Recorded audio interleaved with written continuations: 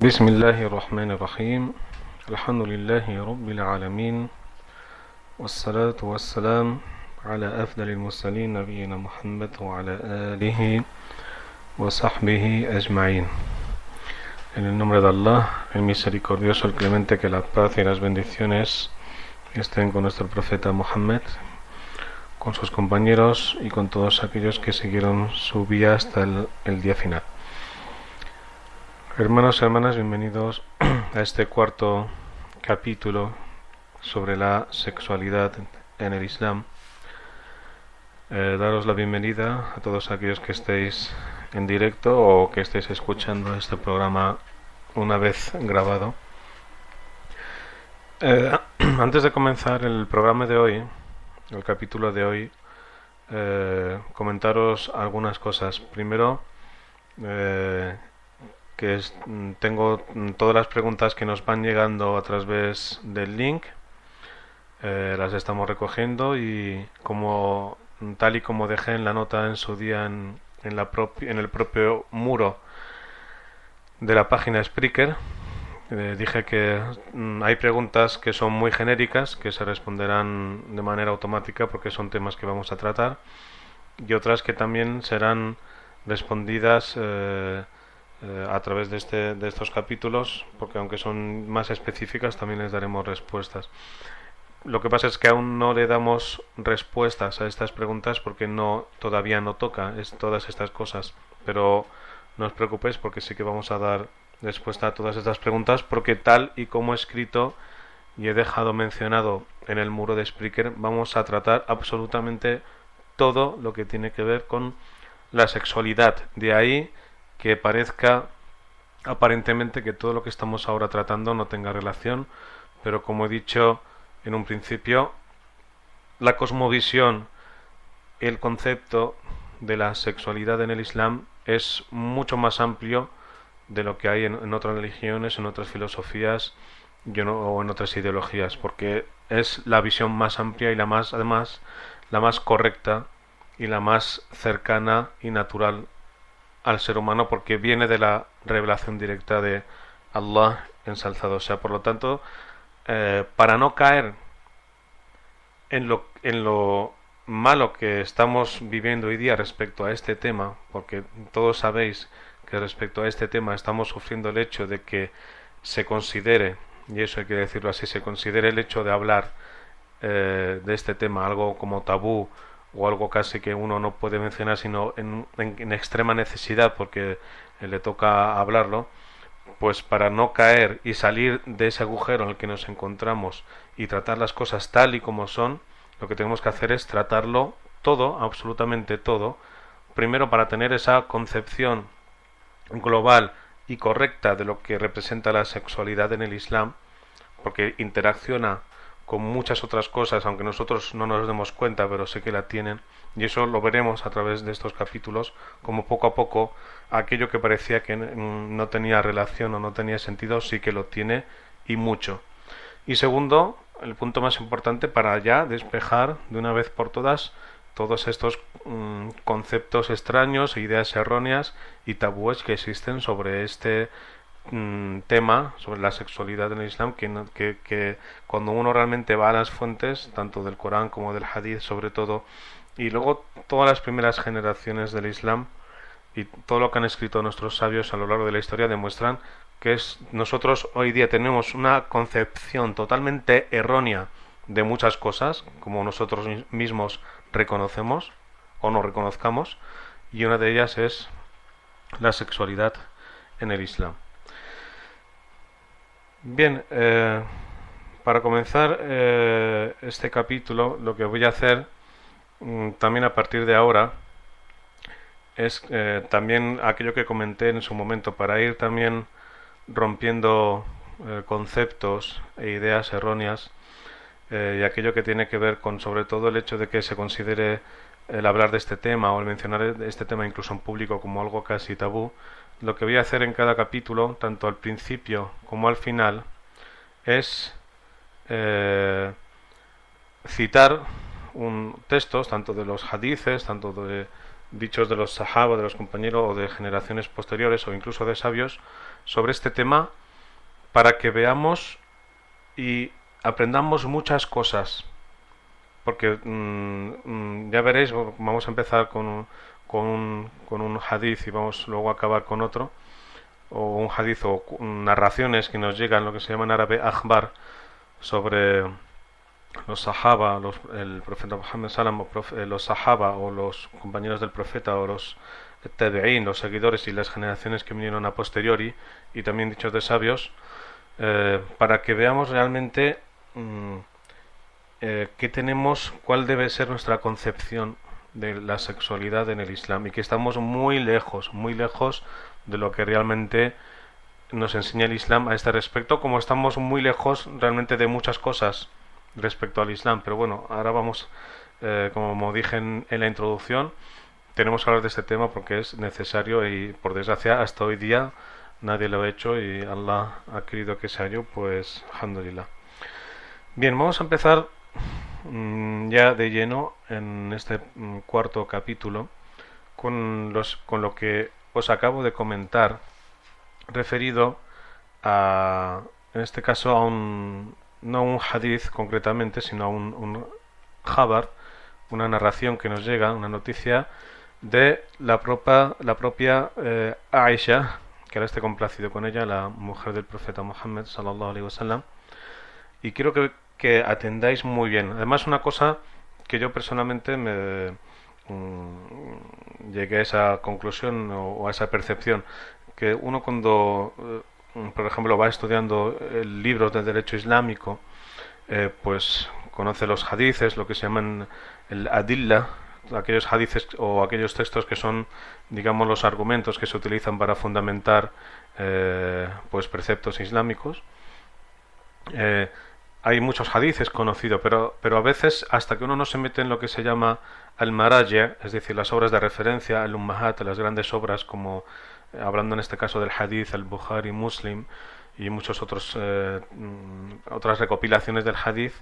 uno se da cuenta que a veces muchos hadices que aprende, bueno, esto es otro tema, que muchos hadices que uno aprende luego se da cuenta que a lo mejor no tienen base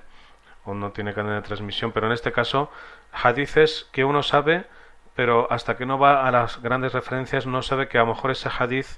en el fiqh se utiliza parte de ese hadith porque es la parte que importa para dar fundamento y base para un precepto islámico, pero a veces ese hadith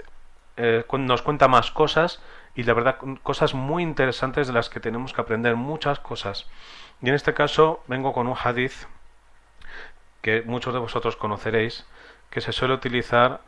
cuando se habla de la ablución, y me explico. Hay un hadith sahih narrado por el imam Ahmed y otros narradores del hadith conocido por todos, de este hadith, que dice lo siguiente, donde Aisha, la mujer del profeta, que ahora está complacido con ella, nos cuenta lo siguiente y nos dice: el profeta Muhammad sallallahu alaihi wasallam salía, antes de salir a veces a hacer el sala de su casa, besaba a algunas de sus mujeres y no hacía la ablución. Y este es el hadith que yo creo que bastante de vosotros conoceréis. Y este hadith, como digo, se utiliza como dalil, como argumento para, como base, que uno, pues, si besa a su mujer o recíproco, es decir, cuando la mujer besa a su marido, no es, o sea, no tiene por qué renovar la ablución. Sin embargo, el hadith, tras esto que nos cuenta Aisha, esta narración sigue contando una cosa que es realmente muy bonita, muy interesante. Y es que un sahabi, fijaos bien que además no es nadie de su familia, no es alguien llegado a Aisha, es un sahabi que está allí, que está escuchando este testimonio que está dando Aisha. Este sahabi dice,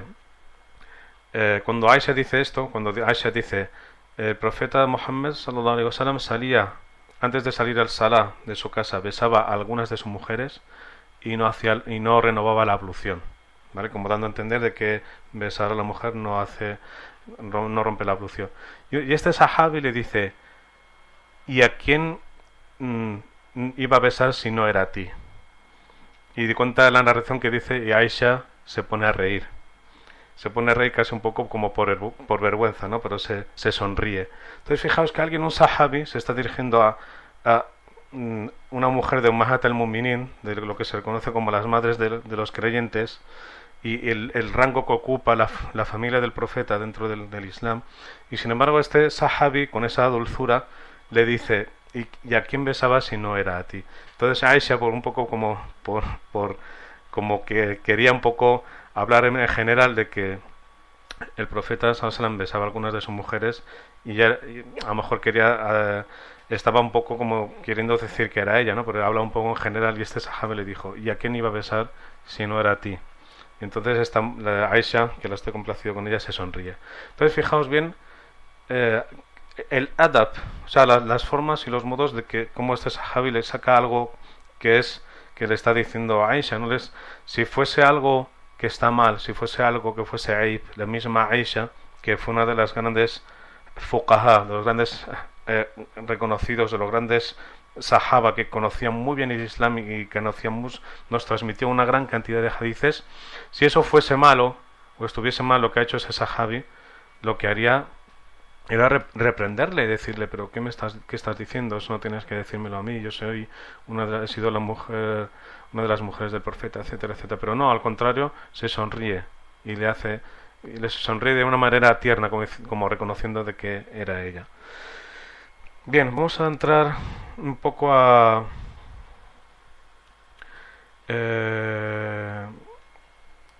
tema con el que acabamos la clase de ayer no, perdón, de la semana pasada, el anterior capítulo, donde hablamos de que el Islam nos aconsejaba a que a partir ya de los 10 años nosotros, es decir, los padres,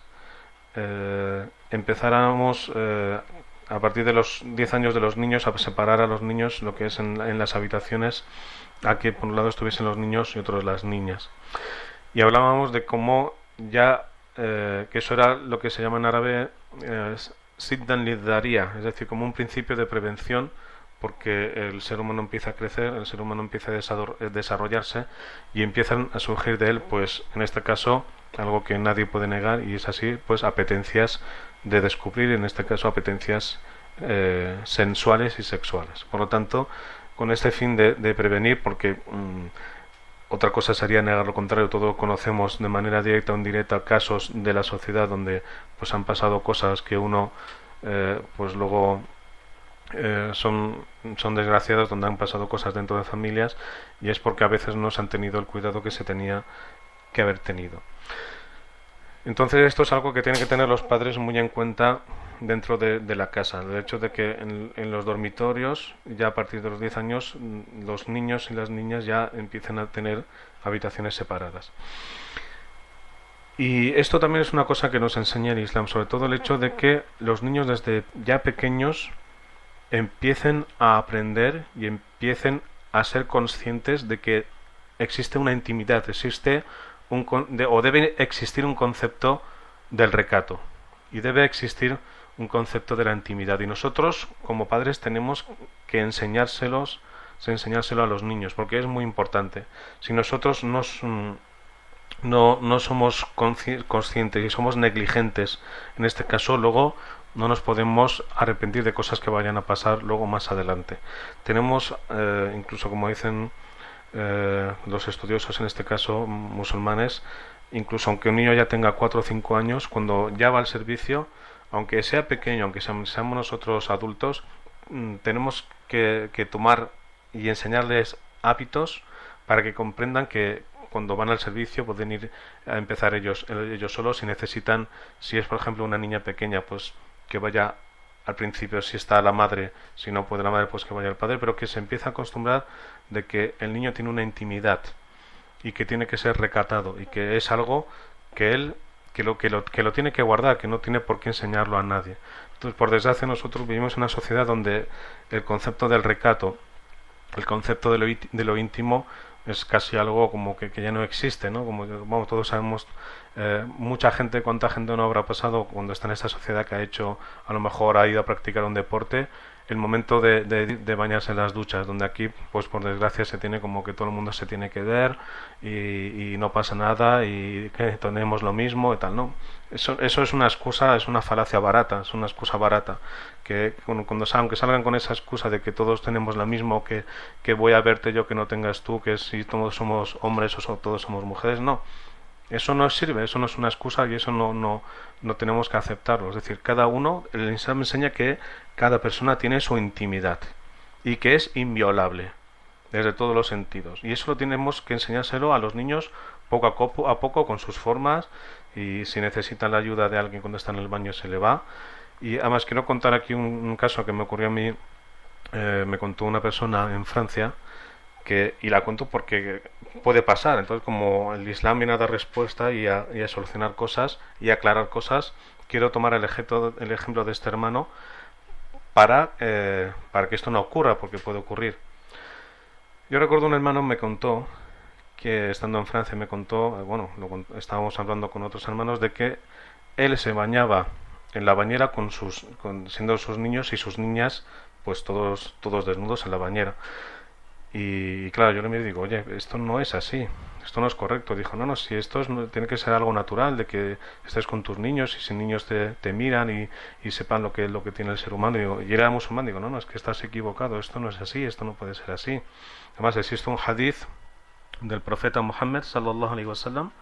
sahih, correcto, fidedigno, donde dice que el único que puede ver el aura, es decir, la parte más íntima de una persona, es si es un hombre, pues su mujer, y si es su mujer, pues el hombre. Nadie puede ver lo que se llama el aura al-mughallada, es decir, las auras o las partes del cuerpo más íntimas de una persona. Ni nuestros hijos no pueden ver lo que, aunque sean nuestros hijos, que son las personas más cercanas a nosotros, también son seres humanos, son personas que tenemos que educar y somos responsables en su educación, y en este sentido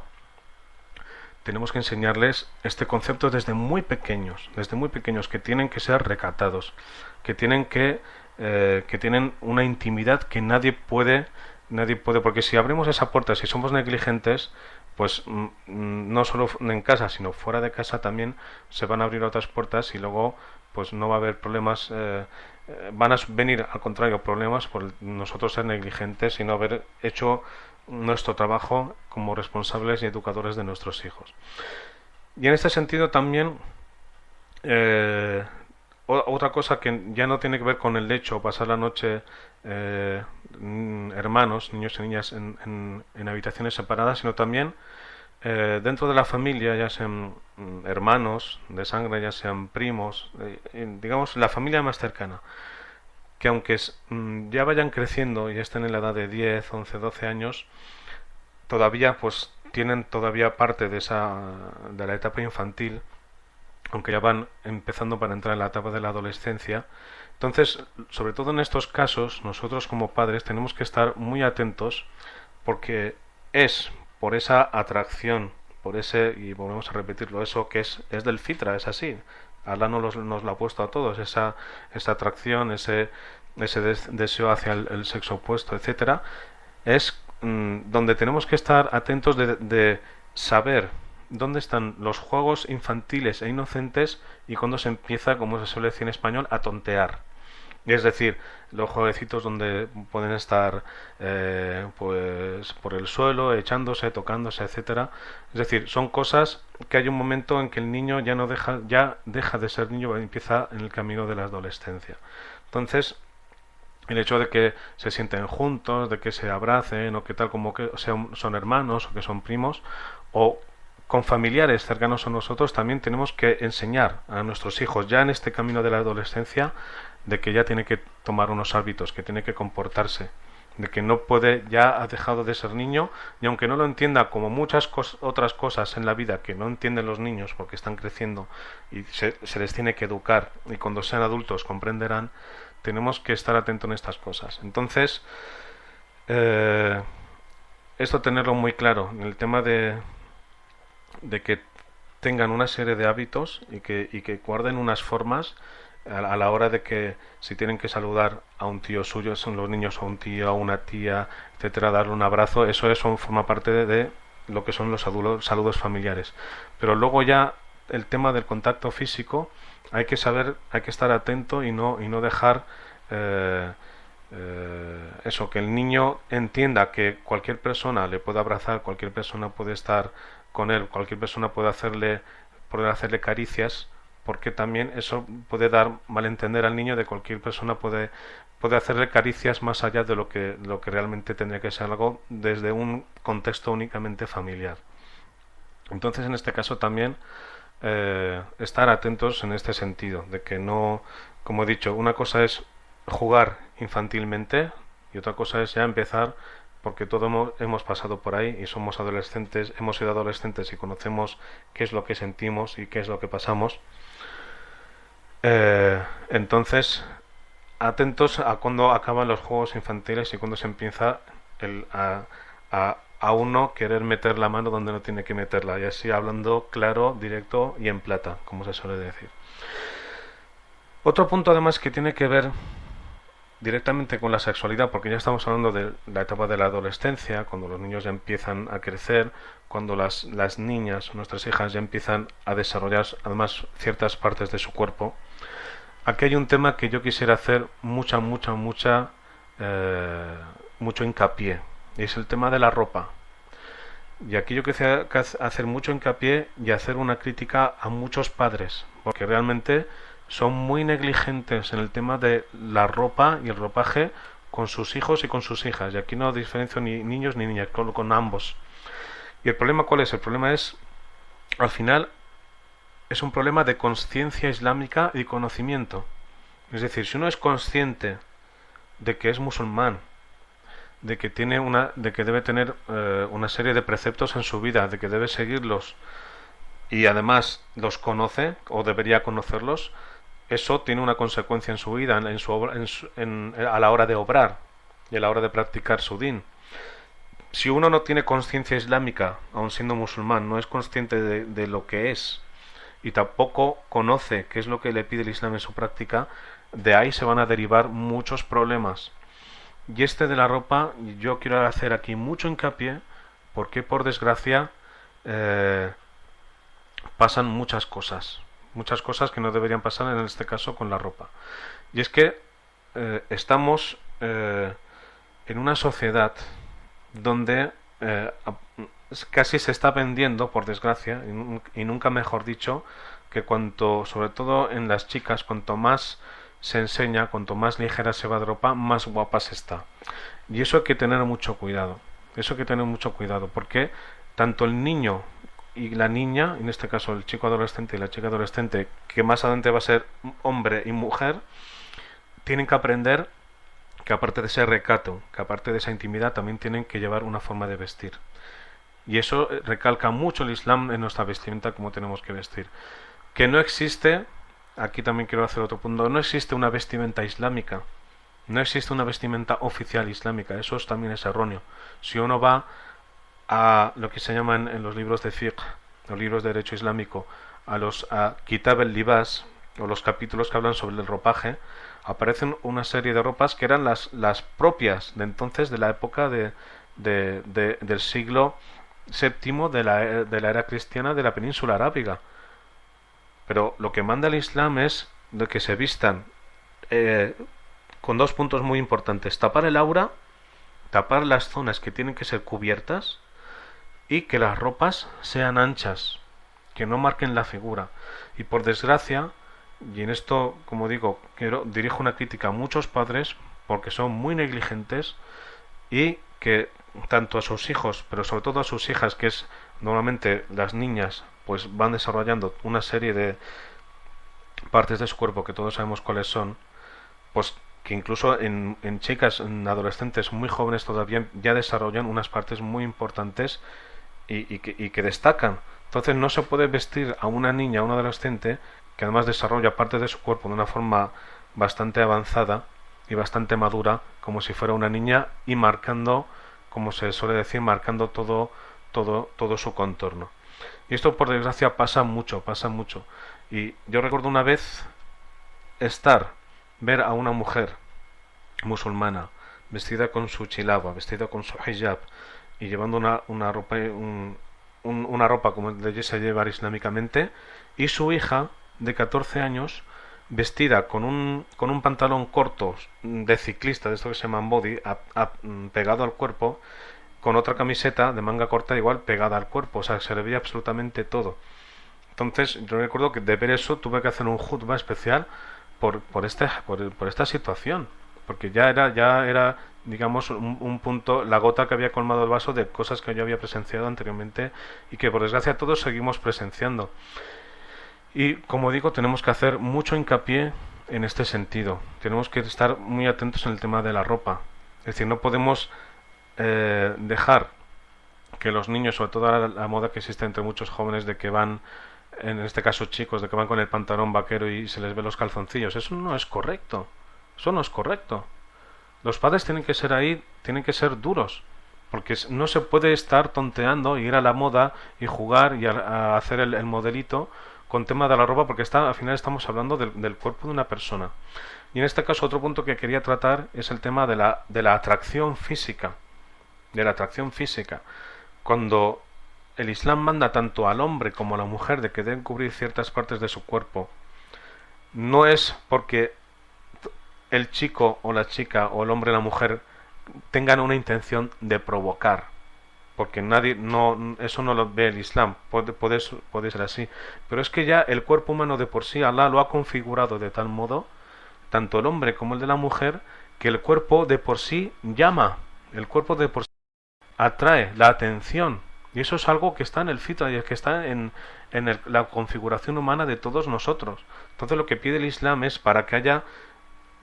una sociedad sana desde este punto de vista del recato, del respeto a la persona, del respeto a su cuerpo, del respeto a su intimidad y de tratar a las personas como seres humanos y no como pasa hoy día, como todos sabemos, y no hace falta hablar, pero en este caso sí, de cómo se trata sobre todo a la mujer como un objeto sexual en el comercio, en la publicidad, en muchos negocios, hasta en el deporte. Ahí solo podemos citar, por ejemplo, cuando sube el ciclista a que le den la copa y a que le den su ramo de flores y cómo se pone a su derecha y a su izquierda una mujer guapa con minifalda para darle el besito al campeón. Vamos a dejarnos ya de payasadas. Vamos a dejarnos de payasadas y a tocar las cosas como tocan. En este caso quisiera volver a recalcar el tema de la ropa con los padres. Por favor, pido, porque en este caso transmitiéndolo desde las enseñanzas del Islam, que los padres no sean negligentes en cómo qué ropa compran a sus hijos y qué ropa dejan ponerse a sus hijos. Y en este caso también muchas niñas, porque mucha de la ropa que se está vendiendo, incluso hay artículos en internet y hay trabajos de que se está haciendo ropa que, sobre todo para niñas, que normalmente tendría que ser una ropa infantil, con una tendencia marcadamente adulta, es decir, minifaldas, bodies que se ponen que son como medio sujetadores, etcétera. Es decir, toda una ropa que todos conocemos lo que hace es enseñar chicha, por así decir, enseñar carne. Y el musulmán lo que tiene que hacer en este caso es seguir sus principios y seguir sus preceptos. Entonces, vamos a acabar este cuarto capítulo volviendo a hacer yo hincapié en este tema de que si los padres necesitan preguntar a un imam, un sabio, a un educador, a alguien de conocimiento que les ayude en el tema de la ropa, y si les viene un hermano y les da un consejo como ha pasado, por favor que acepten ese consejo porque forma parte del Islam, que ese hermano o una hermana le está dando consejo a otro hermano o a otra hermana porque vea que no está siendo negligente en este caso con la vestimenta que están llevando sus hijos, porque todavía son menores y están bajo su responsabilidad. Bien, vamos a acabar este cuarto capítulo. Inshallah, dentro de 5 minutos continuaremos con el quinto capítulo. سبحانك اللهم وبحمدك نشهد أن لا إله إلا أنت نستغفرك ونتوب إليك. السلام عليكم ورحمة الله وبركاته.